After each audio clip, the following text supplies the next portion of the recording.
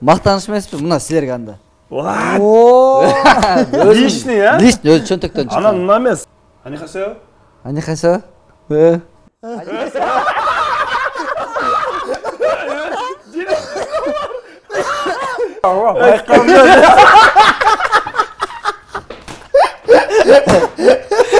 Силер монтаж кыласары, өттү мактанып кеткен жерин неме кылып коесары, потому что мен өмүр көнгөн эмесмин.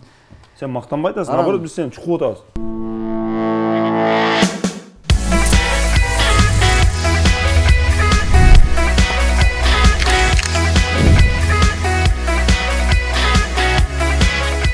Assalamu alaikum. Жалпы биздин көрөрмандар, жана бизди сүйүп, күтүп көргөн көрөрмандар. Мактаныш эмес го, бүгүн дагы бир өзгөчө бир агаларыбыздын бири Өкүл атам доса Айш атам дейм. Мактаныш эмес го, ал тууралуу буйрук салды да билесиздер. Максатке. Мактаныш эмес го. Сен өкүл атаң Айшта дедиңби? Айш атам. Мен таныш бир ашкам деп передачаны ушундай жакшы жылмаю менен баштадык. Буйруса мактаныш эмес го, биздин коноктогу жигит кандай десем, бул строптив, укротить строптивого дейт го. Билем, ойлонуп алып анан айтпай элеңиз. Ойлонуп туруп ба? Бул деген көп айымдардын жүрөгүн сындырган, даже көрүп отуруп эле, мисалы үчүн машинасына же жолукканда эле жаш кезинде жүрөгүн сындырып жүргөн жигиттерибиздин бири. Өттү упакта? Аваз Акимов. Ассаламу алейкум, урматтуу кыргыз элим. Мактаныш эмес го, ушу авторитет бар экен, келип олтурабыз. Браво, базар. Ошо, бардыгыңыздарга чоң салам. Бул жакта Макс менен Тилек, Актилек жакындарыбыз менен ушу мактаналы деп келип отурабыз. Жок, башында эле бизди эмнеңер менен мактанасыңар деп прям точкага урду го, он кызылгачы, балгачы. Жок, ошо өзүлөр айтып турбайсызбы, биз ушундай мактаныш эмес го деп эле мактанып берип турбайсызбы? Анан мен буга чейинки программаларда көргөм да. Мактаныш эмес го деп эле мактанып беришет экен. Ошону шылтоо кылып эле. Анан мен азыр эмне деп айтам деп ойлонуп отурам. Азыр бирдеме айтсаң мактанганга жатып калат экен. Анан мактаныш эмес го дейин десең, кайра эле мактанып калат экенсиң. Ошон үчүн баягы мактаныш эмес го, бирок жөнөкөй болом да. Өзүңүз тууралуу бир аз жөнөкөй. Значит, биздин программага жөнөкөйлөр деле келет экен да? Жөнөкөйлөр деле келет экен, бирок ошол иштин баары жөнөкөйлөрдө болуп атпайбы? Эми бул жерде жана башка эфирлерге деле барып жүрөсүз. Бул жерде биз ачыкка чыктык да. Ачыкка чыктык, себеби башка жерге эфирге барсаңыз деле айтат да, бул чыгармачылыкка кирип кандай ийгиликке жетиштиңиз дегенде айтасыз да, автоунаа алдым, үйлөндүм, анан батир алдым, анан бизнестерим бар, ушунун артынан, чыгармачылыктын артынан жетиштим дейсиз да. Ал просто кагазга оролгон суроо да. Мактанбайбы? Анан биз уже прям жол ачып бердик, мына мактаныш эмес го деп туруп айткыла дегиле. Мактанып алгыла депчи. Андан тышкары бул программанын өзгөчөлүгү, мисалы үчүн мындай кандай десем, мактаныш эмес, бизде деле спонсорлорубуз бар. Мына алдыңарда турган Абас мырза, бул кукурузалар, 3-7 кукурузалар биздин өзүбүздүн Кыргызстандын продукциясы, Кыргызстанда өстүрүлүп, Кыргызстанда чогултуп, Кыргызстанда жасалып, ушул мына дасторконго коюлган 3-7 продукциясынын кукурузалары. Ал ости сен дамытаткыча мен коркпой жей бериңиз, анткени эч кандай химикалык заттар жок. Бул нукура кыргыздын өзүнүн. Себеби Кыргызстанда чыгарылгандан кийин өзүнүн элибизге, жерибизге жаман нерсени сунуштабайбыз. Бул жерде мен кичине мактана албайм. Анткени мен башкачылардай тынбай ыр жаздырып тура алган жокмун. Ортодо бир 2-3 жыл перерыв болуп, мен кичинекей кезимден бери 10 класска чейин ырдадым, бирок 10 класстан кийин токтотуп 3-4 жыл такыр сахнага чыккан жокмун. Айганыштан кийин да чыккан жокмун. Айганышымдан кийин 3-4 жылдан кийин анан ай деген ырым менен чыккам.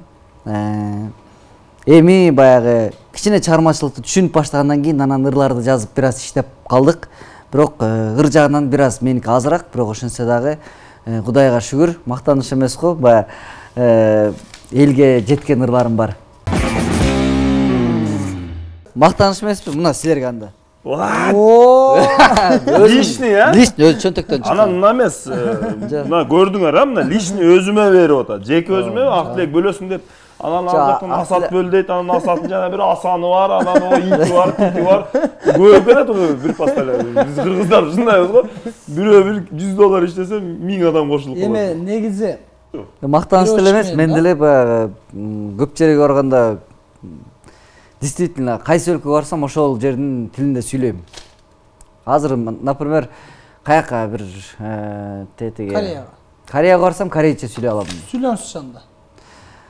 Анихасео? Анихасео?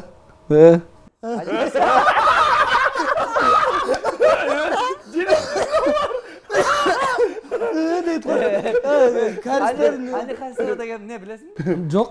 Саламатсызбы дейт. Саламатчылык дедиңизби сиз? Саламатсызбы болгондо ы менен аякта анихасео. Сиз саламатчылык дегенде анихасео к дешиңиз керек. Жок. Сен анихасео деген эмне эле? Саламатсыз деген да. Ошо. Эмне мен түшүндүрүп айтып атам. Түшүндүрүп туруп кайра сурап коюп атасыз. Жок, мен түшүндүрүп айтып атам. Анихасео деген саламатсызбы деген.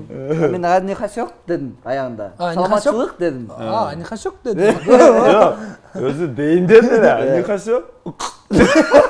Жок, аягында дедим. Ама үйгө барсаң айтанадан калтак жейсиң, мындай айтып коюн эми. Анихасео деп. Анихасео, мынакка келгин ал. Любой тилде, любой жерге барып, десең, любой түшүнөт деген. Бул универсальный тил. Тил дедим, о, тил. Англисче билгеним байкалды. Окей, десең. Байкалды.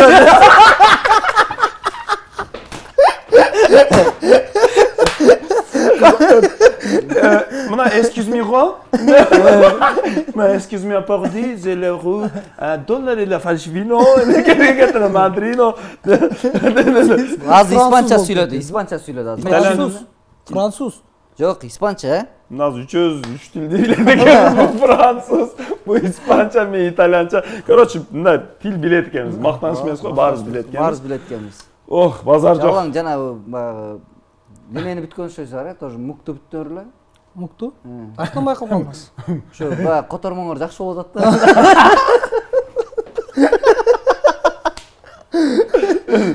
Сиз заочный бүткөн окшойсуз, а? Жакшы түшүнө албай атасыз да, сурап атасыз ал жакта. Мен мактаныш эмес го, бирок аукцияга баргам да. Албай коюп кайра кетти. Жок, жөн баргам, көрүп келгем. Барып көрүп келдиң. Барып көрүп келгем. Ошо көрүп турат. Рахмат. Thank you, bro. Эми, Very much. окейлер, укула. Укула, тугандар. Okay, next questions for you. Аваз Мен агабыздан. тааныгам сурап. 11 жашыңыз, а? Ооба. Мен деген мындай болгон. 11 жашында 11 жашыман ошондо 25 жаш, 26 жашыма чейин көргөн эмесмин да бул видеонучу. Уккан эмесмин, бул бар экенчи.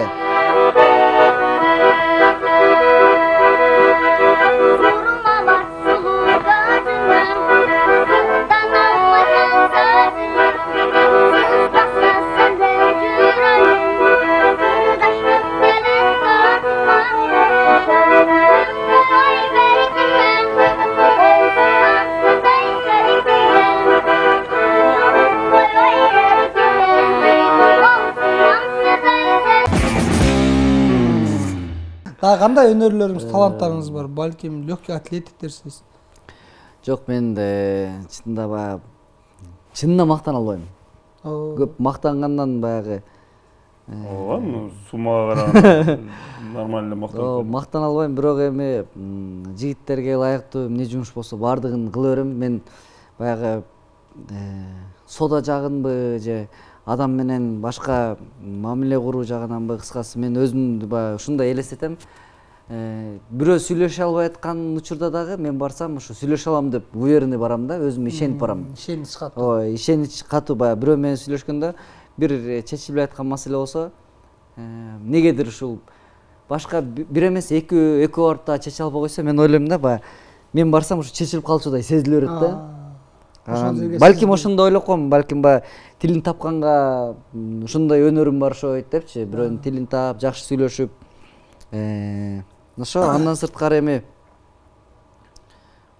футбол ойнойт. Футбол ойнойт. Мактанып айтат, ошо футбол ойнойт, бирок мактаныш эмес го, бизден утулуп калган. Ишинен мен ал кезде ошондон кийин жаман көрүп калып, мен менен Инстаграмдан отписка болуп кетип, жаңы сүйлөшпөй калган. Мактаныш эмес го баягы.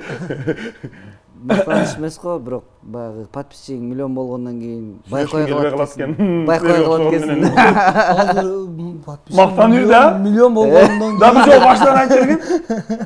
Миллион канча азыр? Мактанбай эле коеюн, 1.200.000. Вот жаным. Ошону 200 миң берчи мага, аваз жөн эле. Жок, ошол 1.200.000 менен азыркы күндө киреше келип атат эми ар кандай. Эми баягы карантин башталгандан бери көп силер эми кантип оокат кылып атасыңар, силер эмне кылып жашап атасыңар деген сыяктуу суроолор көп берилет. Биздин ошол эми Instagram деген азыр өнүгүп аткандан кийин мактаныш деле эмес, баягы ошол жактан жакшы акча түшөт да азыр. Чынында рекламалар болот, жана башка баягы күндө биз өзүбүз иштегенден сырткары элге дагы бекер акча таратуу болуп атат. Баягы раздача деп коет.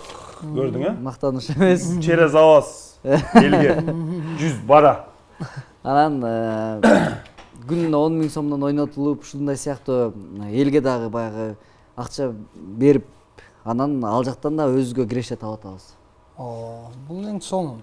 Бир убакта элге да жардам берип, бир убакта өзүңүздөр дагы. Ооба, дагы бирдеме айта кетсем, кечээ ошол кичине баягы майып бала экен, бирок баягы кичине өзү апасынын туулган күнүндө эмне кыларын билбей аткан экен эле, ошо кечээ биздин оюндан 10 000 сом утуп, ошо апасына белек кылам деди.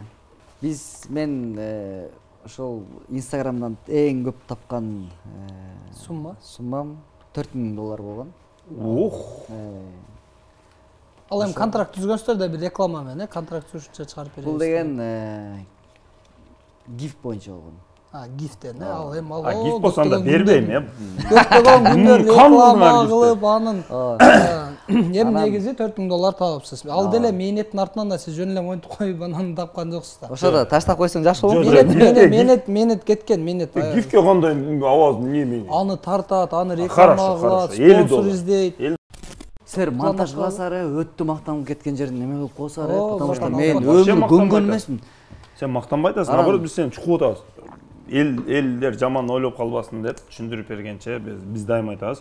Бул мактануунун артында сен үлгү болуп, сен артыңан ушул адамдар бул жөн эле ырдап жүрөт экен же, могунду эстен, ошонун артынан аракет жасасын деген максатта жасап атабыз. Ушундай аракет кылсаң берекет экен депчи. Ушундай атнакай белегибиз бар. Биздин ошо 3-7 кукуруздарынан чыныгы. Кукуруздар бунун көгүнөн балдар оюнчук чыгат.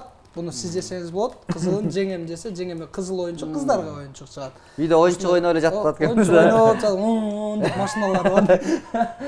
Анан жана ошондой эле жалпы биздин эмгек жамаатыбыздын атынан атайын убактыңызды бөлүп келип бергениңизге сизге терең ыраазычылык билдиребиз. Чыгармачылык ийгилик, үй бүлөлүк бакыт каалайбыз.